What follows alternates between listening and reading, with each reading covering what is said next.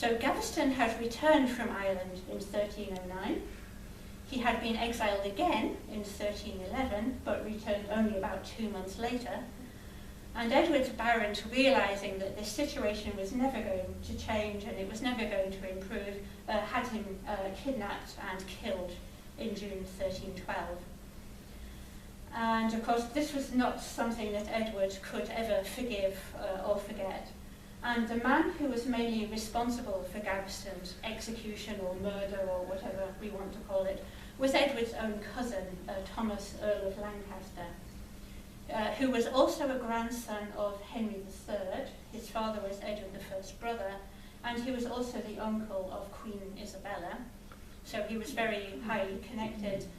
He held 5 earldoms, he was enormously powerful, and he was as rich as Croesus. And he was also his cousin Edward's greatest enemy, especially after his murder of Piers Gaveston. And although Thomas of Lancaster and the other English barons probably assumed that killing Piers Gaveston was going to solve that problem, in fact, ultimately it only made things worse, because dependence on men was a very important part of Edward's character, and in the end all they did was to open the door to men who were far worse than Piers Gaveston ever had been. So in the 1310s he had more male favourites. There was Sir Roger Damery, for example, Hugh Audley. Edward also married them off to his nieces. One of them was married to Piers Gaveston's widow, so she was lucky to be married to 2 of her uncles' lovers. That's wonderful. Wonderful. In June 1314, there took place in Scotland a very famous battle, which I'm sure you've heard of, the Battle of Bannockburn. So this was the battle between Edward II and Robert Bruce, the great King of Scotland, and I don't really have time to talk about it in detail, but as I'm sure you know, Robert Bruce won this battle and defeated Edward, who had to flee from the battlefield, and it was an absolute disaster for him, so he couldn't conquer Scotland. It also weakened his position in England. And then things became even worse in the middle of the 1310s when a natural disaster struck Northern Europe. It was called the Great Famine. So basically, it barely stopped raining in Northern Europe for years. It destroyed all the crops. It killed livestock.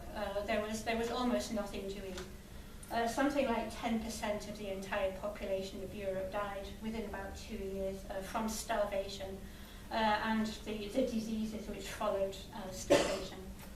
So exactly at the time when England needed strong leadership, they didn't have it because Edward was weakened. His cousin Thomas of Lancaster was trying to force his way into his position. So there was this struggle between the 2 most powerful men in England, and unfortunately nobody was really running England or trying to do anything about the effects of this terrible natural disaster. So Edward II went on holiday. In the autumn of 1315, he took himself off to the Fens, which is, the flatlands near Cambridge, for a month, rowing and swimming with what one contemporary chronicler called a great concourse of common people. This was the kind of person Edward II was, which I think makes him quite likeable to our modern understanding, perhaps. And my own research into his household accounts has shown that, yes, he did spend a lot of time with his, let's say, low-born subjects. So he often went into the forge to chat to his blacksmiths. He invited shipwrights to come and visit him. He travelled with carpenters. He spent a lot of time sailing along the Thames, chatting to Thames fishermen. So this was the kind of person he was, and although he was a disastrous king, he was perhaps quite a likeable person. In the late 1310s, a man called Hugh Despenser was appointed as Edward's chamberlain. A chamberlain was a very high position at the royal court. He was the man who controlled access to the king. Hugh Despenser was an English nobleman. He was a nephew of the Earl of Warwick, and he had been married to yet another of Edward II's nieces since 1306. And Edward had never previously really liked or trusted Hugh Despenser, but somehow, now that Despenser was next to him, you can maybe guess what happened. Edward fell in love with him in some way, became dependent on him emotionally. The annals of one abbey in England even refer to them as the king and his husband. So we don't know for sure whether there was a sexual relationship, but it does seem quite likely. And so history in England was repeating itself. Edward II was doing exactly the same things again. He was making the same mistakes. He was showing favouritism to one man above all his other barons. And at the beginning of the 1320s, it pushed a large group of his barons into rebellion against him again. And they destroyed the lands of Hugh Despencer and his father and forced them into exile. And again, you won't be surprised to learn that 5 months later, Edward brought them back and began a military campaign against the barons who had exiled the Despensers. And this time, in fact, he was successful, the only military success of Edward II's reign, and it was not against Scotland or France or an external enemy, but against his own barons. There was the Battle of Boroughbridge. Boroughbridge is a town in Yorkshire, not far from York, in March 1322, at which Edward's cousin and greatest enemy, Thomas of Lancaster, was defeated. And Thomas of Lancaster was beheaded a few days after the battle, which caused an absolute scandal in England because he was the richest and most powerful man in the country. He was royally born. He was the first English earl to be executed for nearly 250 years. And finally, you might think that Edward had a chance to rescue or to salvage his so far disastrous reign. But he didn't take it because he allowed Hugh Despencer to rule the country in his name while he went off chatting to fishermen. And Hugh Despencer was something of a tyrant or a despot, and he made himself the richest man in England by taking other people's lands, imprisoning them. So the whole country basically seized with discontent and rebellion. And there was still a large faction of the baronial rebels from 1322, who Edward called the Contrarians. They were still in prison or they were in exile. And one contrarian who had been imprisoned at the Tower of London was Roger Mortimer.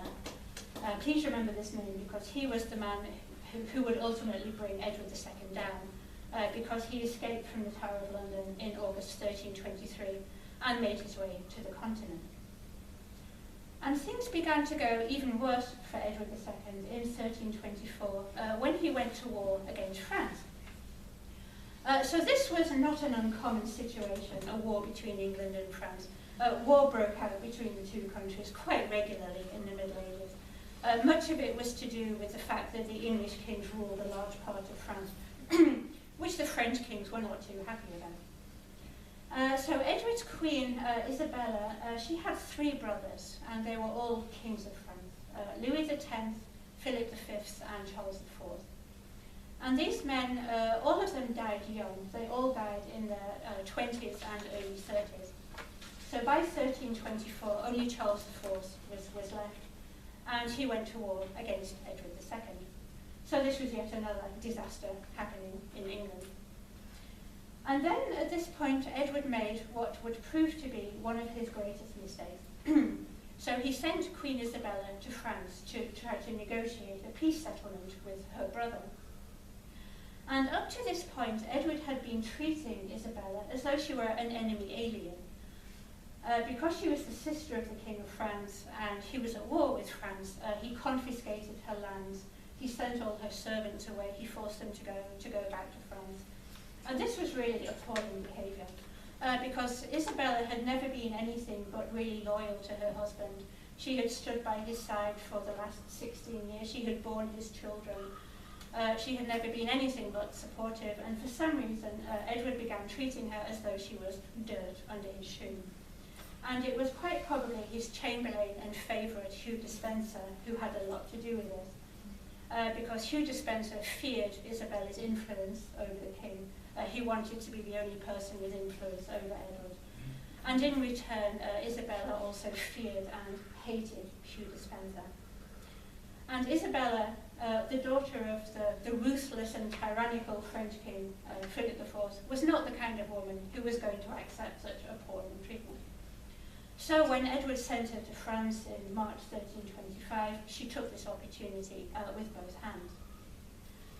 So because Edward II was the Duke of Aquitaine and Count of Ponthieu, because he was a peer of the realm of France, he owed a ceremony of homage to his overlord, who was his brother-in-law, Charles IV.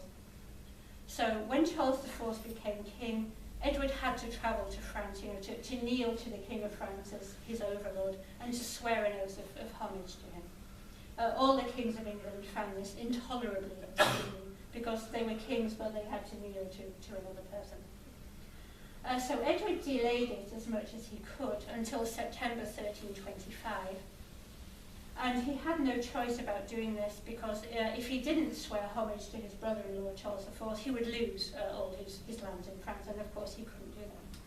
But the situation in England was so bad, with the remnant of the rebellions and the discontent against the king and his tyrannical favourite, that Edward did not dare to leave England at this point. He did not dare leave Hugh Despencer behind.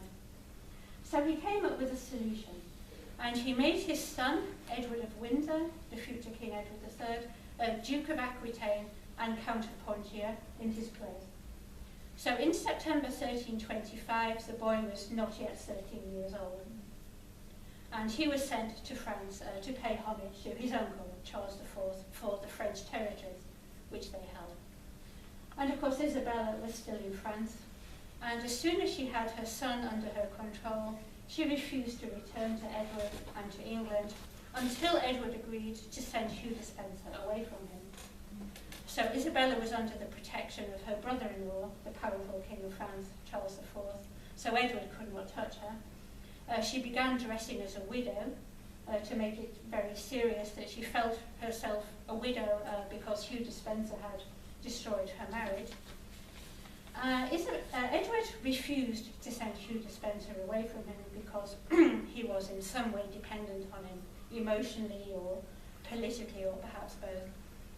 This left Isabella with no choice really but to stay in France and to act on her threat. And she began an association with Roger Mortimer, the English baron who had escaped from the Tower of London and had made his way to the continent. So it's possible that these two were lovers, but we don't really know. Perhaps at the start they just had a great political alliance because they needed each other. They needed each other to bring down Hugh Despencer. Isabella could not do it alone because she had no military capacity. Without the Queen of England and her son, the future King of England, Roger Mortimer had no means of striking at Edward II. So in 1326, Isabella, the Queen of England, and Roger Mortimer, the escaped English baron, went to the county of Hainaut in modern-day Belgium and made an agreement with the powerful and wealthy Count of Hainaut that if he provided ships and soldiers for them to invade England, that Isabella's son, the future King Edward III of England, would marry the Count's daughter, Philippa. So this in fact happened, and for the first time in 110 years, an invasion of England took place in September 1326. The last invasion of England, incidentally, happened in 1216, when Isabella's great-great-grandfather, Louis of France, invaded England and settled it for a few months, but that's another story. So in September 1326, the Queen of England and her son invaded England. And the support of Edward II collapsed almost completely and almost immediately. So as I mentioned earlier, Edward II had two half-brothers, Edmund and Thomas, the Earls of Norfolk and Kent. They joined Isabella. Their noses had also been put out of joint by Hugh Despencer, who deprived them of their influence. Thomas of Lancaster's brother and heir, Henry of Lancaster, Isabella's uncle, also joined the Queen. And so did many of the English bishops, many of the English lords. And Edward II, who was in the Tower of London when this happened, realised that he had no opportunity to hold his capital and fled towards Wales. So because he had been born in Wales, he was always quite popular there. And he hoped to be able to raise troops and to try to repel the invasion, but it was already too late. And the support that he hoped for did not materialise. And on the 16th of November 1326, the King of England was captured in South Wales with a mere handful of supporters. Everyone else had abandoned him. A few days later, Hugh Despenser was executed in Hereford, grotesquely, slowly and painfully executed. I won't tell you how, it's too horrible. His father was also executed, and so was the Earl of Arundel, who was Edward II's only remaining important supporter. Edward II himself was treated with respect and honour, of course, because he was the king, and he was sent to captivity at Kenilworth Castle, which is a great stronghold in Warwickshire, in the English Midlands, under the care of his cousin, Henry of Lancaster. And a parliament took place that Christmas to decide what to do, and it was decided that Edward II must be forced to abdicate his throne to his son, Edward III. And this was the first time that this had ever happened in English history. So in January 1327, Edward III, at the age of 14, became King of England, while his father was still held in captivity at Kenilworth Castle. And this created a big problem, really, because no one had ever thought to do before what you were supposed to do with an ex-king, because this situation had never arisen before. So it was decided that Edward would be sent to captivity at Berkeley Castle, which is in Gloucestershire, in the southwest of England, not far from Bristol. Berkeley Castle has belonged to the Berkeley family since 1153, and it still does in the year 2016, rather remarkably.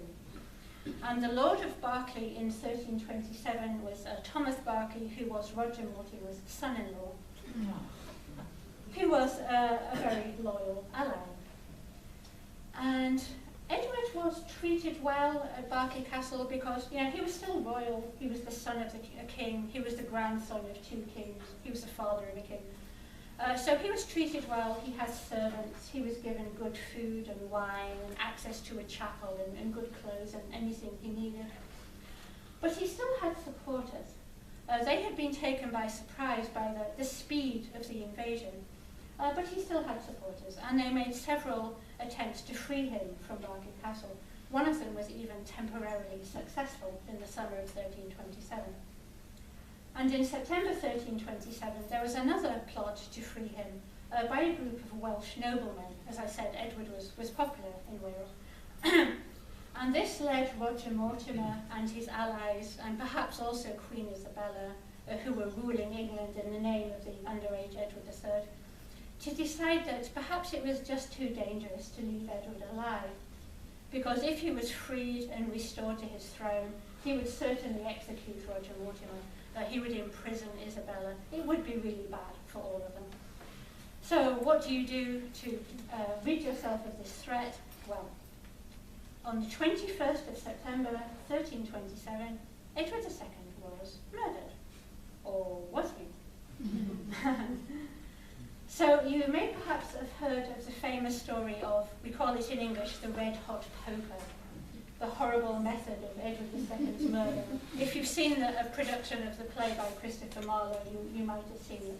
So this is when a piece of metal was heated up in a fire and inserted inside Edward. But you will be happy to learn that this is virtually 100% certain to be a myth. A myth? Yes. It was invented only a few decades later. Yeah. So if Edward was murdered at Berkeley Castle in September 1327, it is far more likely that it was suffocation or strangulation. But he was buried at St. Peter's Abbey in Gloucester, which is now Gloucester Cathedral, on the 20th of December 1327. Perhaps some of you who visited Gloucester Cathedral, you can still see Edward's tomb and effigy. Yes, it's one of the greatest treasures of medieval England. So if you have any chance to see it, I urge you to go. It's wonderful. His son, the young king, his widow, and many others attended this funeral. And for the next 3 years, it was accepted that Edward's death had been caused by natural causes. Whether anyone really believed this or not is another matter, but this was the official story. In October 1330, Edward III, who was still not quite 18 years old, had grown tired of his mother, Isabella, and her favourite, Roger Mortimer, who had been ruling England for the last few years. and they proved themselves basically to be as bad as Edward II and Hugh Despenser, and they had bankrupted